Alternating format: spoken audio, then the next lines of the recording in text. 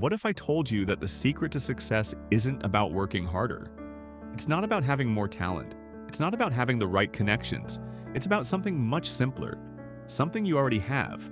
It's about your mind. It's about your thoughts. It's about a single burning desire.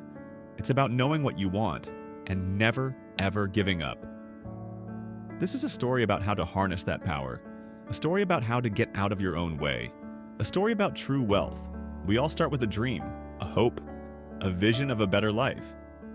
But then something happens. We try, we fail, and we stop. We throw in the towel, we say, "It's not for me," or "I'm not cut out for this." We listen to that little voice, the one that tells us to quit. That voice is a powerful one. It's a voice of logic. It says, "See? I told you so. It's too hard. It's impossible. Just stop." And most people do. They stop.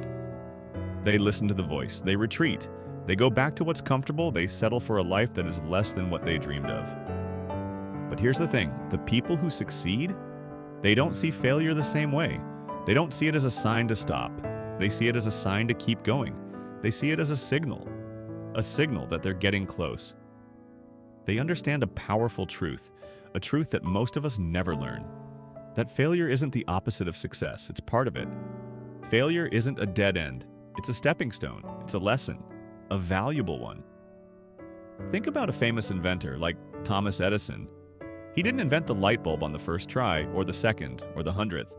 He failed thousands of times. People called him a failure, they laughed at him. But he didn't see it that way. He famously said, "I have not failed. I've just found 10,000 ways that won't work." That's the mindset. That's the key. He saw each failure as progress. Each mistake was a clue. It brought him one step closer to the solution. He had an unwavering belief, a clear purpose, a burning desire. He was going to invent a light bulb, and he was not going to stop. Not until it worked. This isn't just about inventors. It's about every successful person you know. The artist who sold 1 million paintings after a decade of rejection.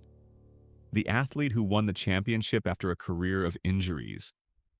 The entrepreneur who built a fortune after their first 3 businesses went bust. We only see their success. We see the final product. We don't see the years of struggle, the years of doubt, the years of pain. We don't see the turning point, the moment of crisis, the moment they could have given up. But they didn't. They kept going because they had a different relationship with failure. They saw it as fuel. They saw it as a challenge. They believed in a deeper truth, a powerful principle. The principle that failure contains the seed of an equivalent success. Think about that for a moment. Every single failure, every single setback, it holds a hidden gift. It holds the lesson you need to learn. It holds the insight you need to gain. It holds the key to your next big breakthrough. It's like a puzzle. You have to keep trying different pieces. Each time you fail, you learn something new. You learn what doesn't fit. And you get closer to finding the piece that does. But this isn't just about grit. It's not just about perseverance. It's about your mindset. It's about your thoughts. Your thoughts have a power you can't even begin to imagine. They are like a magnet. They attract everything into your life. The good, the bad, the ugly. You are constantly broadcasting a signal to the universe, a signal of who you are, a signal of what you believe. If you believe you are a failure, you will attract more failure. If you believe you are a success, you will attract more success. This is not some new age philosophy. It's a fundamental law. The law of attraction. Whatever you focus on, you get more of. Your mind is like a garden. Your thoughts are the seeds. You can plant seeds of doubt, seeds of fear, seeds of mediocrity, or you can plant seeds of confidence, seeds of courage, seeds of abundance. The choice is yours. The garden is yours to tend. So, what are you planting? What are you growing? To attract wealth, you must think about wealth. To attract success, you must think about success. You must fill your mind with it. You must visualize it. You must feel it. You must believe it. But this isn't just about wishing. It's about having a purpose, a clear, definitive purpose. It's about a burning desire, not a casual wish, not a passing thought. A burning desire. Something that keeps you up at night, something that makes you wake up early, something that drives you, something you can't live without. Think about the feeling you get when you're truly passionate about something. Maybe it's a hobby, maybe it's a craft, maybe it's a person. That feeling of passion is powerful, it's a force. Now imagine directing that force, directing it toward your purpose, directing it toward your goal. That's when the magic happens. That's when things start to shift. That's when opportunities start to appear. You won't have to chase them. They will be attracted to you. The universe conspires to help a determined mind. You'll start to see things you never saw before. People will come into your life. Resources will become available. The path will start to clear. It won't be easy. There will still be challenges, but they won't feel like obstacles. They'll feel like puzzles, like problems to solve, like tests to pass, and you will pass them because your desire is stronger than any obstacle. Now let's talk about the final stage. The moment of triumph. The moment you achieve your goal. The moment you cross the finish line. When wealth starts to arrive, it doesn't trickle in. It rushes in. It comes in large quantities. It comes from unexpected places. It's like a dam breaking. All the hard work you put in, all the failures you endured, all the lessons you learned, they all culminate in this one moment, this moment of abundance. People who haven't been on this journey, they will be surprised. They will say, "Wow, that happened so fast." Or, "You got lucky." They don't see the years of struggle. They don't see the seeds you planted. They don't see the unwavering mind. The truth is, once the flow starts, it's hard to stop. Once the momentum builds, it's hard to slow down. The universe starts to cooperate. It starts to give you what you want. It starts to give you what you believe. This is the power of a strong desire. It's a power that transforms you. It transforms your reality. It transforms your life.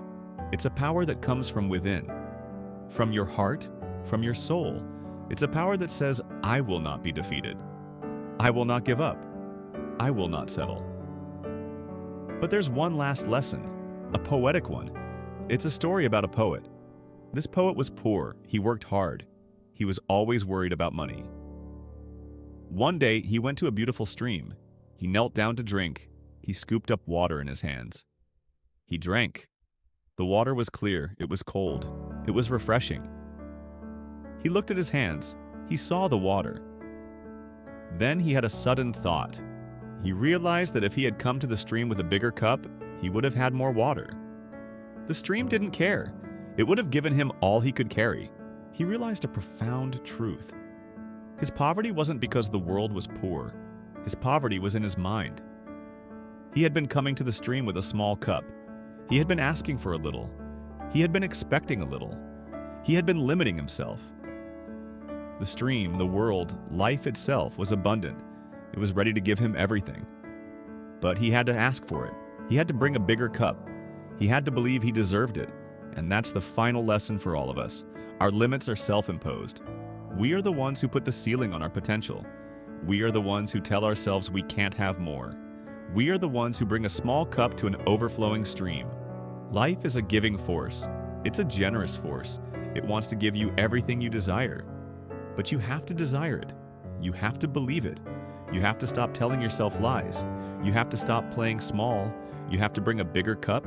You have to think bigger. You have to dream bigger.